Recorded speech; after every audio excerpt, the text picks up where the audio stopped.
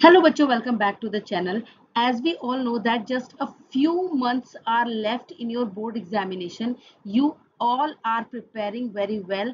बहुत अच्छी तरीके से सब तैयारी कर रहे हैं, enthusiastically तैयारी कर रहे हैं. सारे चैनल से कोई कहीं से पढ़ रहा है, कोई कहीं से पढ़ रहा है, कोई किस तरीके के सैंपल पेपर से तैयारी कर रहा है, कोई PYQs की तैयारी कर रहा है. बट इन सबसे अलग बच्चों एक बहुत इंपॉर्टेंट बात आपको जो ध्यान रखनी है, एग्जामिनेशन की तैयारी करना भी बहुत इंपॉर्टेंट है, वो तो सभी को पता है. बट उस तैयारी के साथ साथ जो एग्जामिनेशन में आप आंसर्स लिख रहे हैं, उस आंसर शीट को तैयार करना, उस आंसर शीट में आंसर्स को किस तरीके से लिखना है, ठीक है, ये बहुत इंपॉर्टेंट होता है. किन किन बातों का ध्यान रखना है. तो जस्ट फॉर दिस मैं आपके लिए आज दो टॉपर्स की यहाँ पर आंसर शीट अपलोड कर रही हूँ, 2024 के बच्चे की और 2023 का जो टॉपर है उसकी मैं यहाँ पर आज आपके लिए आंसर शीट अपलोड कर रही हूँ, जिससे कि आपको पता चल जाए कि किस तरीके से बच्चे आंसर्स अटेम्प्ट करते हैं. देखिए, तैयारी सभी बहुत अच्छे करते हैं, बट कुछ बच्चे एक्स्ट्रा मार्क्स गेन कर लेते हैं. किस वजह से? क्योंकि उनका वे ऑफ राइटिंग, उनका जो क्वेश्चन करने का तरीका होता है वो बहुत डिफरेंट होता है. वो बहुत डिफरेंट होता है. डिफरेंट इन द सेंस ये नहीं कि वो महाभारत लिखेंगे, कुछ स्पेशल लिखेंगे, बट वो टू द पॉइंट कैसे लिखते हैं, किस तरीके से वो टीचर को जो है इम्प्रेस करते हैं. इम्प्रेस करने से ये नहीं होता बच्चों की रॉन्ग क्वेश्चन पे आपको मार्क्स मिल जाए. इम्प्रेस करने का मतलब होता है एक पॉजिटिविटी टीचर के अंदर होती है. जब वो आपकी कॉपी चेक करता है ना, तो उसका जो माइंड सेट होता है वो बहुत पॉजिटिव रहता है. तो वहां पे क्या होता है, पॉजिटिव माइंडसेट में ना जो छोटी मोटी गलतियां हो भी जाती है, वैसे तो गलतियों पे नंबर नहीं मिलते, बट कहीं ऐसा हो जाता है कि कहीं कोई गुंजाइश अगर होती है कि मार्क्स मिल सकते हैं बच्चों को, तो वो अपनी पूरी कोशिश करता है कि आपको वहां पर मार्क्स दे दे. क्लियर? तो यहाँ पर बहुत जल्दी से मैं आपको दो कॉपी शो करूंगी किस तरीके से बच्चे, कोई समझाने वाली बात नहीं है क्योंकि क्वेश्चन पेपर तो मैं यहाँ अपलोड कर नहीं रही हूँ. तो बस आंसर शीट है, तो किस तरीके से आंसर बच्चे करते हैं थोड़ा सा वो देख लेते हैं और कैसे आपको बोर्ड्स में मार्क्स मिलते हैं. देखिए, जैसे बच्चों आपको सेक्शन में 20 मार्क्स के क्वेश्चन आते हैं ना, MCQ 20 मार्क्स के MCQ आते हैं, तो उसमें आपको एक बात ध्यान रखनी है कि सारे क्वेश्चन चेक करके आपको ऐसे नंबर नहीं मिलते कि भाई 19 सही है तो 19 दे दो, 20 सही है तो 20 दे दो. नहीं, आपको जो मार्क्स मिलते हैं बच्चों, देखो यहाँ पे जो ये इन्होंने इरेज कर रखी है ना, देखो यहाँ लाइंस कंप्लीट नहीं है, इरेज कर रखा है, तो मतलब यहाँ पर मार्क्स दिए हुए हैं. तो हर क्वेश्चन के, जैसे फर्स्ट क्वेश्चन है तो इसका 1 मार्क, इसका 2 मार्क, ठीक है, सॉरी इस यहाँ पर भी 1 मार्क, यहाँ थर्ड पे भी 1 मार्क, यहाँ पर भी 1 मार्क. तो इस तरीके से आपकी मार्किंग चलती है. बच्चे देखिए, MCQ में मुझे जो बेसिकली आपको बताना था, एक तो आप दोनों साइड जो है मार्जिन जरूर छोड़ेंगे, ठीक है. यहाँ पर मैक्सिमम यूट्यूबर्स आपको बताते हैं कि रफ वर्क जो है आप बैक साइड में करिए, कॉपी के बैक में. लेकिन जैसे कि आप टॉपर्स की कॉपी भी शो हो रही है यहाँ पर, मैं भी आपको हमेशा से यही एडवाइस दूंगी कि आप हमेशा जो भी रफ वर्क कॉलम बनाए, मैथ्स हो या साइंस हो, आप जो रफ वर्क कॉलम बनाए वो राइट हैंड साइड पे बनाइए. उसमें क्या होता है बच्चों, बहुत सारी चीजें होती है ना, बैक से जब आप फ्रंट में कॉपी करते हैं तो आपकी बहुत सारी चीजें गलत हो जाती हैं. साइड में आप काम करते हुए चल रहे हैं तो कई बार आपको यहाँ से कुछ चीज कॉपी करनी है तो आप विद इन सेकेंड्स कर लेते हैं. टाइम खराब नहीं होता, कोई हौच पौच नहीं होता. एग्जैक्ट, अगर यहाँ डिजिट 7 है तो 7 ही निकलेगी. पीछे से कभी कभी 7 होता है तो वो जल्दी में आपने पीछे कैलकुलेशन में करके ऐसे 7 बना दिया, वो यहाँ पर 1 भी कैलकुलेट हो जाता है. ठीक है, मतलब ये तो एक सिंपल सी मैं आपको एडवाइस दे रही हूँ. बाकी तो बेसिकली मुझे आज आपको सिर्फ ये आंसर शीट दिखानी है. देखिए इसमें क्या करना है, आंसर के साथ साथ जैसे आपने सी पार्ट लिखा, डी पार्ट लिखा, ए पार्ट लिखा, उस पार्ट में जो आंसर है वो भी आपको लिख के आना है. ये आपको बात ध्यान रखनी है, वो पार्ट भी आपको लिख के आना है. सभी में इस बच्चे ने वही काम किया है और यही होना होता है. ठीक है, पार्ट साथ में आपको मेंशन करके आने होते हैं. जो आपका असर्शन और रीजन का भी पार्ट आप लिख के आ रहे हो, उसमें भी डी पार्ट में असर्शन और रीजन में क्या लिखा हुआ है, A is false but R is true.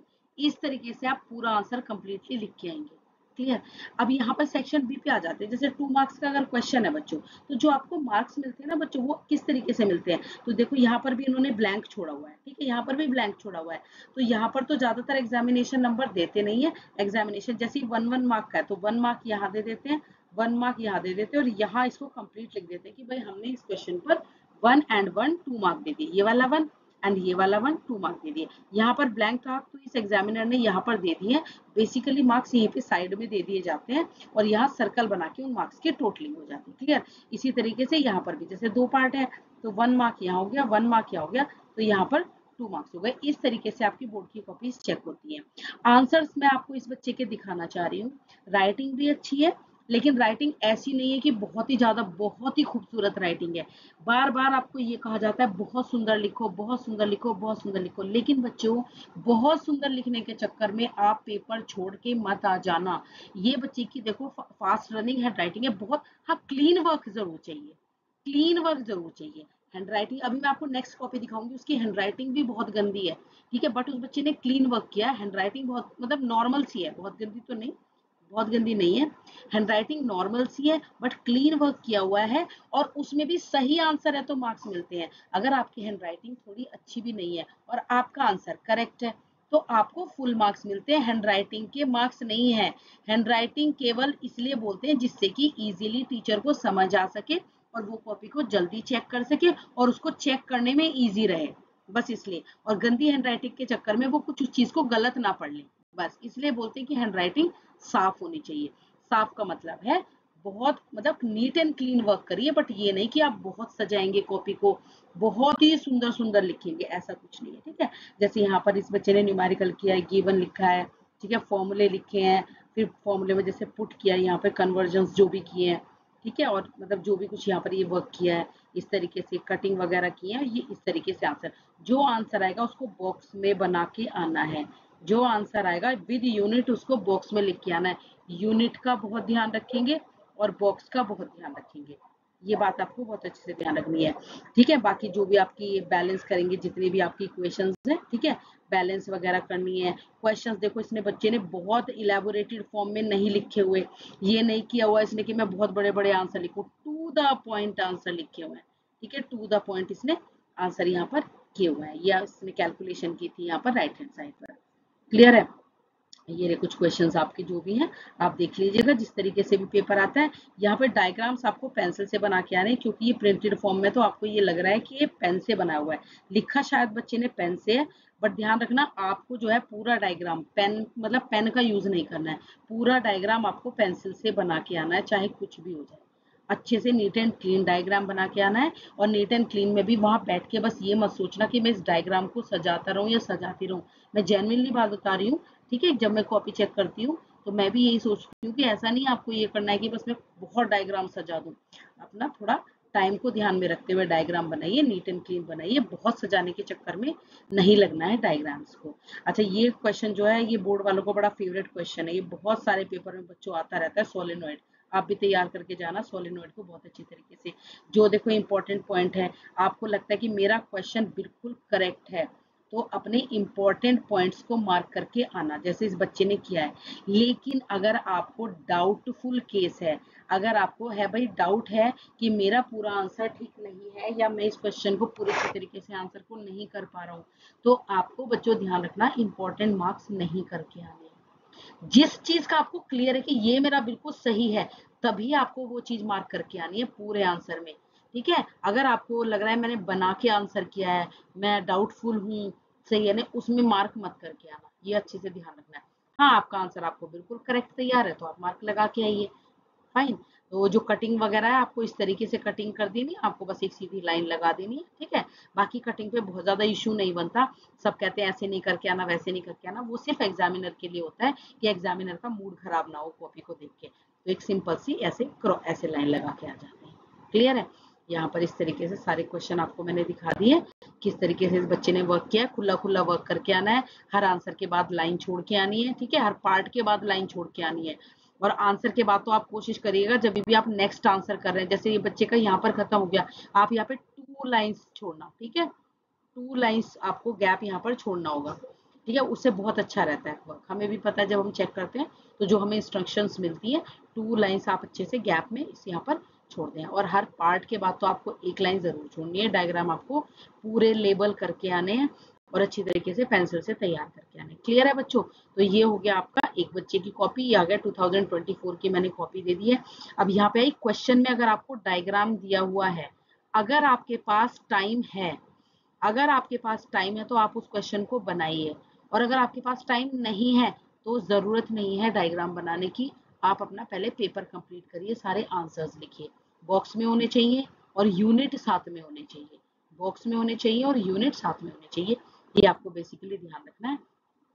तो ये हो गई बच्चे की एक की कॉपी, ठीक है। सेक्शन ई तक इस बच्चे ने अपना कंप्लीट पेपर कर दिया, इसके अच्छे मार्क्स आए हैं, काफी इसका पेपर देख के ही लग रहा है, ठीक है।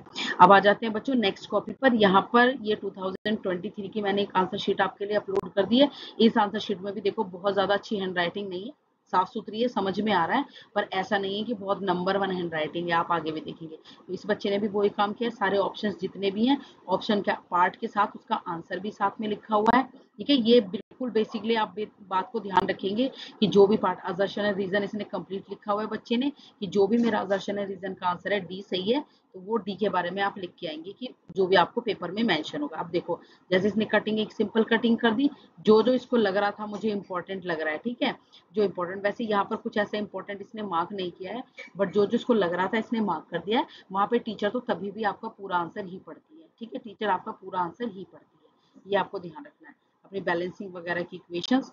और यहाँ पर, हाँ, यहाँ पर मुझे बताना था जो भी डिफरेंस वाले या डिस्टिंग्विश वाले जो आपके क्वेश्चन आते हैं बच्चों, वो आपको ऐसे करके और करके ऐसे आंसर नहीं लिखना, हमेशा पार्टीशन करके आंसर लिखना है, ठीक है। लेफ्ट हैंड साइड पे और राइट हैंड साइड पे आपको कंपैरिजन करना है चीजों का, हमेशा आपको पार्टीशन के बाद ही आंसर लिखना है, ठीक है।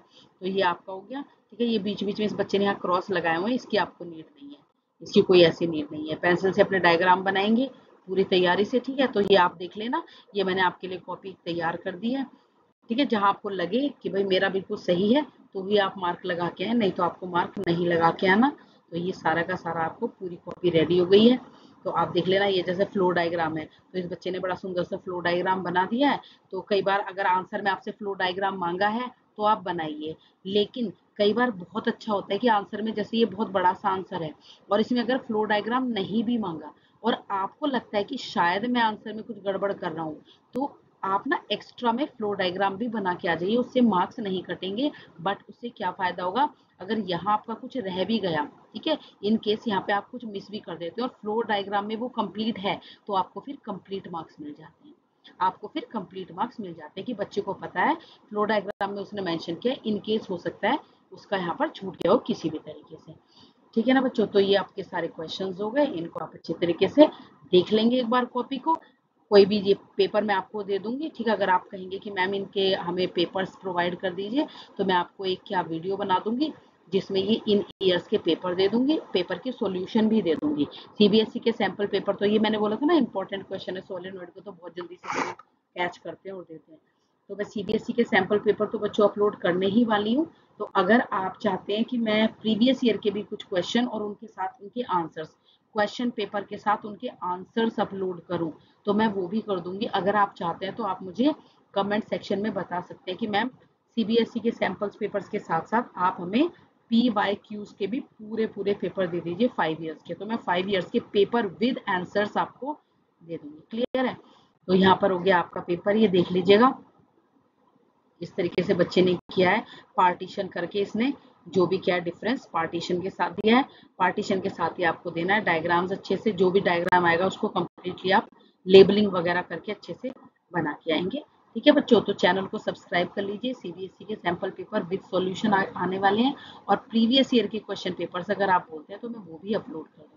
Thank you so much for watching, और इन कॉपीज को अपने फ्रेंड्स को भी बच्चों शेयर कीजिए और वीडियो को लाइक और कमेंट कर दीजिए अगर आपको ये बेनिफिशियल लगा। Thank you so much, subscribe to my channel.